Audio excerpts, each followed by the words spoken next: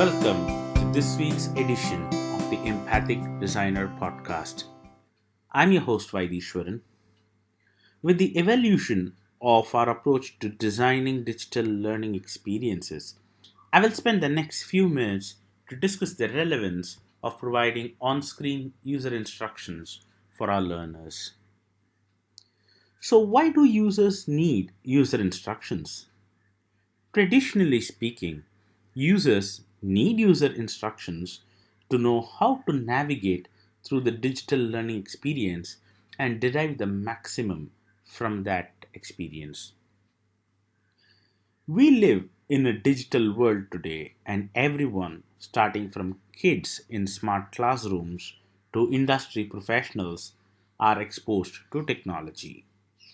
Apart from the use of technology for work, a lot of us use technology as part of our daily lives. Applications like WhatsApp, WeChat, Facebook, LinkedIn, Instagram, etc. now play a big role in our lives. These applications have become more of a second nature to us. So let us take a quick look at these applications. While these applications do have a help section, they don't typically provide user instructions on screen. However, we are able to access these applications just fine and use them to their full potential. So, let me ask you a question. So, in all these applications that you have used so far, can you think of how many times you've actually visited their help sections or their FAQs to understand how the application works? I'd like to give a personal example. I've seen my niece, a 4-year old, who can open my sister's iPad, go to YouTube Kids to search and watch a video of her choice. And she can't read as yet. Now, how's that happening? How are users able to do just fine without user instructions in these instances? We need to remember that people use something because they want to.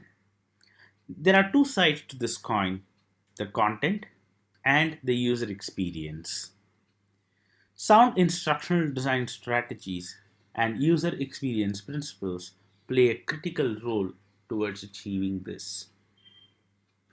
It is important to try and adapt to the current digital landscape. Learning is a natural process for humans. We want to learn, and it is only natural to expect the learning process to happen in the natural way.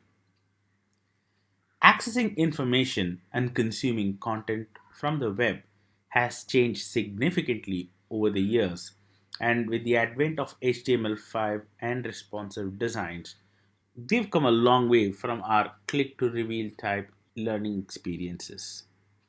User experience designs should embrace these ideas while constructing the architecture for the learning experience.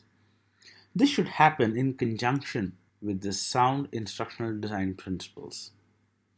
I've noticed in many e learning organizations that the user experience teams and instructional design teams work in silos.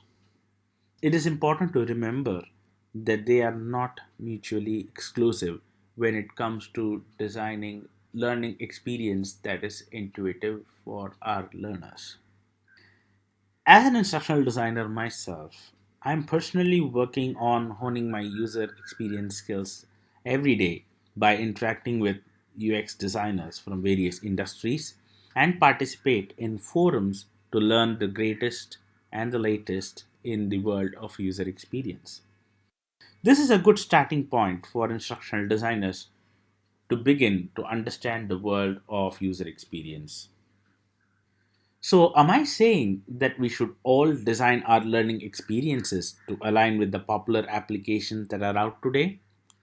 Well, the answer is no. We need to take cues from them to get an understanding of how people connect with the digital world and consume content, and then work with or improve upon these ideas to make our digital learning experiences much more accessible, memorable, and relevant for our learners. User experience is an evolutionary process, and it is important to spend time in understanding this process in order to understand how humans learn. So that brings us back to the question, do we need user instructions for our digital learning? Well, the answer is really yes and no. It really depends on the nature of the digital learning experience you're looking to create for your learners. A more natural digital learning design, which is intuitive for the audience and can help them connect with their real world, doesn't require user instructions. Should we strive to achieve this? My answer would be yes.